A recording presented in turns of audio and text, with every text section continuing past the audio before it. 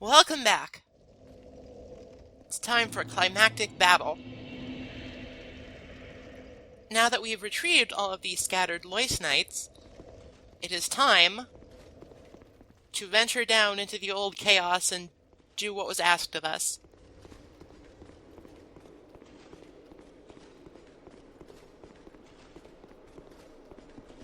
Many of Elaine Lewis's faithful knights followed their lord into the chaos, but not one of them returned. The king's dutiful subjects waited patiently for his homecoming, but it was too long a wait to bear. The knights reborn will follow your word.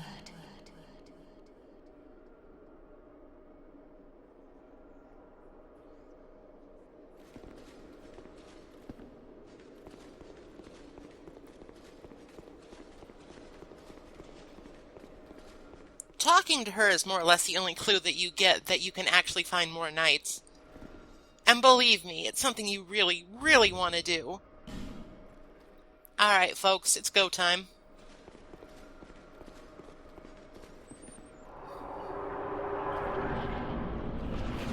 Oh, good golly. I was hoping there'd be stairs or something.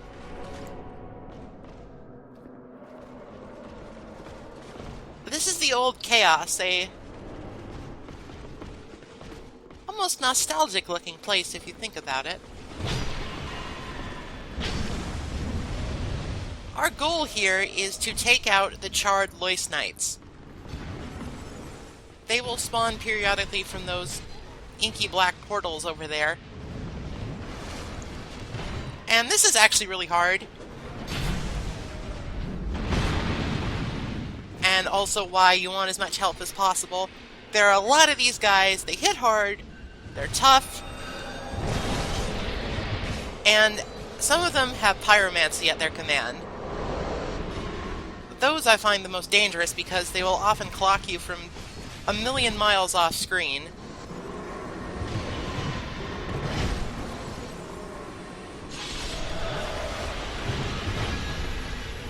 As you fight, your allied Lois Knights will eventually cast a magic spell and sacrifice themselves to freeze over one of the portals, which keeps you from being overwhelmed by these guys. Which is something that can happen pretty easily. A couple things to note. If you hit the allied Lois Knights with any weapons, your weapon will degrade, but they won't take damage. Ow. There's also that. Sometimes you get hit by a fireball from out of nowhere.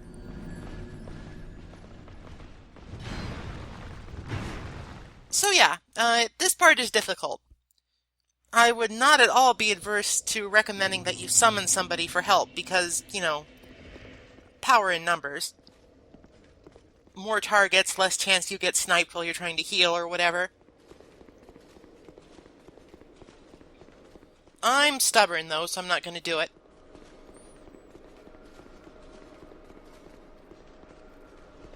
Now, thankfully, if you fail, time basically resets and all the Lois Knights are fine, regardless of how they fared in the battle with you. So you can just try again as much as you want. Be pretty fricked up if it was any other way.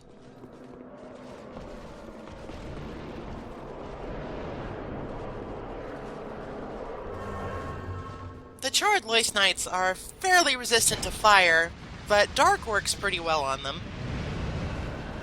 Magic damage is also okay. Lightning also does a decent job.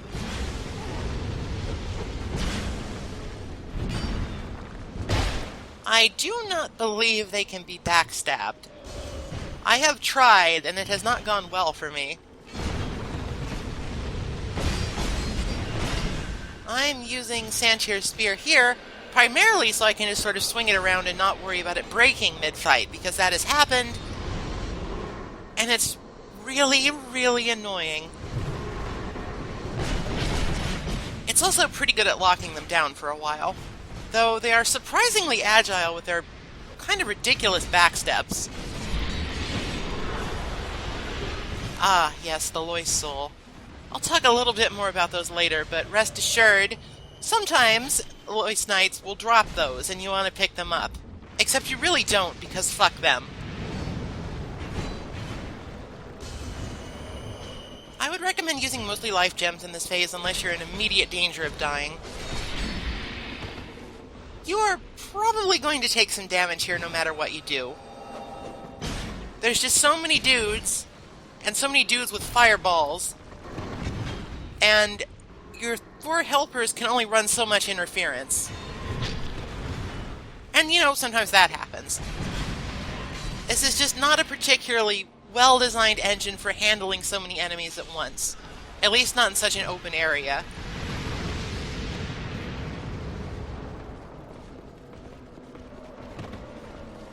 In terms of their combat prowess, the friendly Lois Knights are not slouches.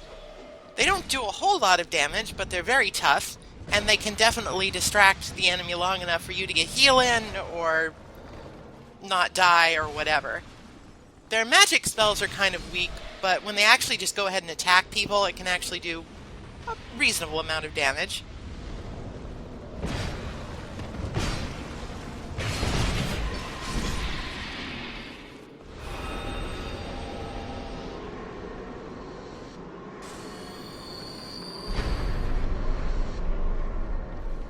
Once you fight through enough knights and all 3 portals are frozen over, or not if you didn't collect everybody, one last portal appears, and it's a bit more grand than the others.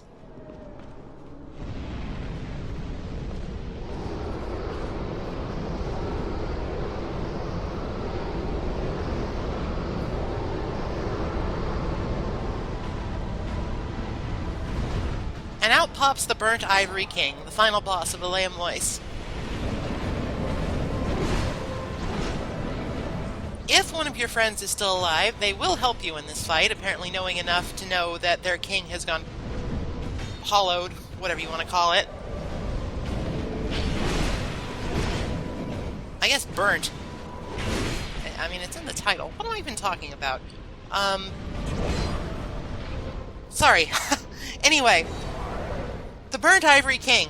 He fights a lot like the Fume Knight. He's a bit more agile and his attacks come out a bit faster, but they're less powerful.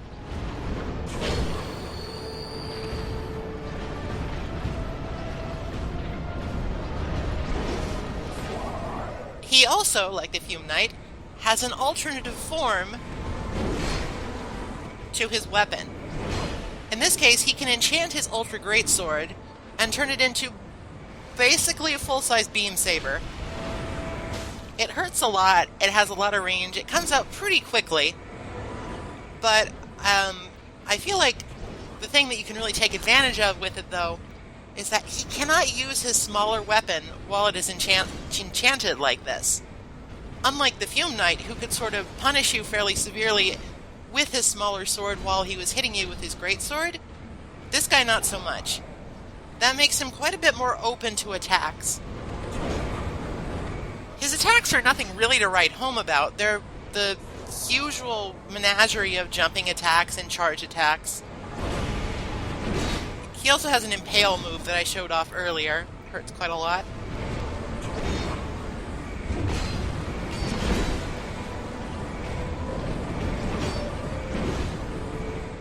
A shield can actually do okay in this fight if it has high magic resist. I wouldn't necessarily recommend it, but he does less overall poise damage to your shield than the Fume Knight does.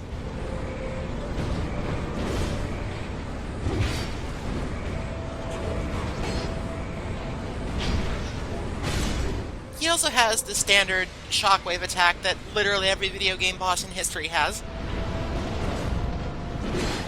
Now, he will actually change forms back after a while to his smaller sword, which I actually find to be a lot more dangerous. He can combo you pretty easily, because while it comes out a lot faster, it doesn't actually hurt that much less. Like his followers, the burnt Ivory King is quite resistant to fire.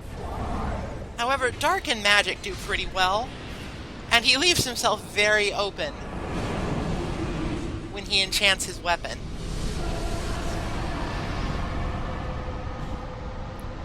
Rest in peace, my good king.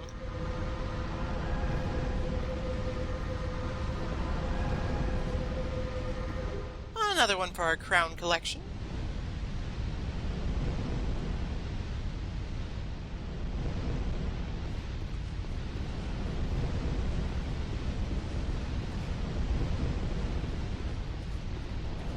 When it's not crawling with charred Lois Knights, this is honestly not a bad place to be. Natural lighting, plenty of space.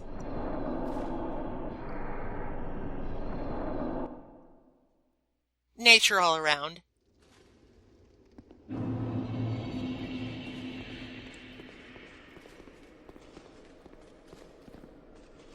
You've granted my one wish.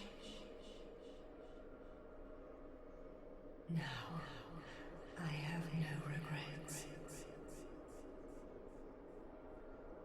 I was born amidst the dark. Long ago, in the depths of the abyss, my father perished. The dark shattered into tiny pieces, one of which was me. How frightened I was. A frail thing, born from but a splinter of dark. I felt that I might simply disappear. I am, in fact, the incarnation of my father's fears. I saw that the king of this land was strong. I sought him only to sustain myself, to smother my fears. Now, I realize that he may have known all along. I was born of fear, and my Lord provided comfort. And so, here I remain, heiress to my Lord's wishes, watching over chaos. Until the end of time.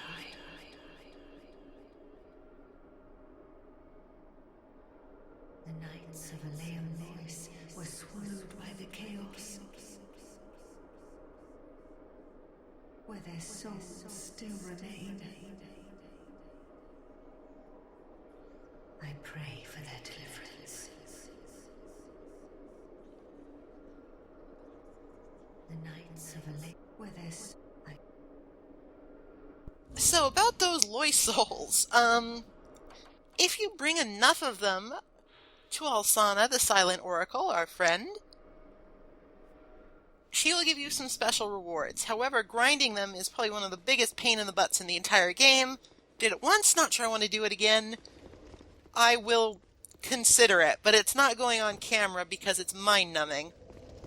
I might stream it, since there is a multiplayer component involved, potentially.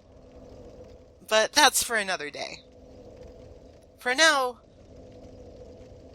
let's take pride in a job well done, and attend to one last thing before we exit this land of snow and ice and fiery roots.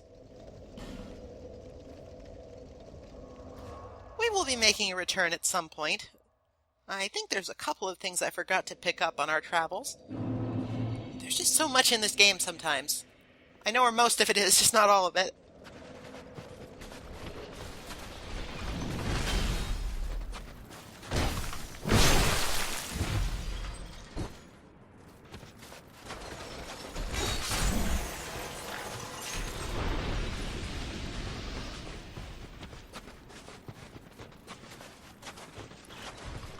Alsana actually dropped quite a bit of a lore bomb on us there. Though we're missing one final piece of the puzzle before I can really discuss it in detail. All in good time. I actually just had sort of a terrifying thought. I have not actually played Scholar of the First Sin, the re-release, so if there's new lore stuff in there, I don't actually know about it. I guess before I do any more Lore Corner videos, I will need to go and do some research to make sure that I'm not spouting outdated information. That would be just terrible. When have I ever done that?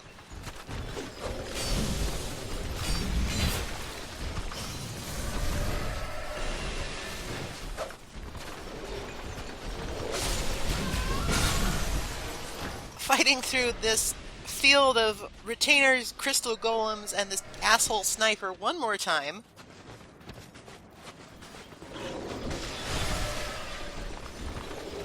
We'll be able to get to where we need to go pretty soon.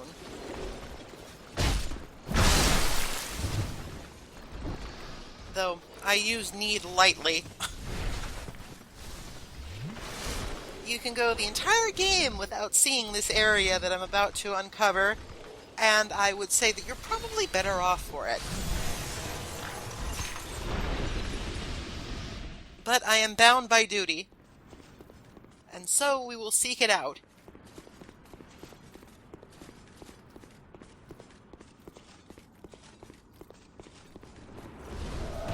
You might recall the last time we were here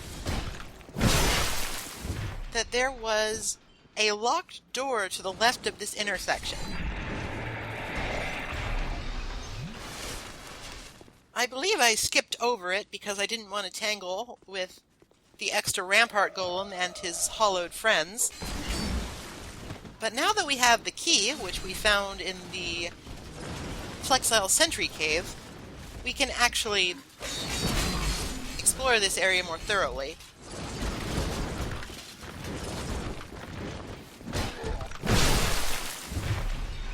The fact that those are golems, but they can still use Estus Flask for recovery is sort of interesting. I wonder just what's in that stuff.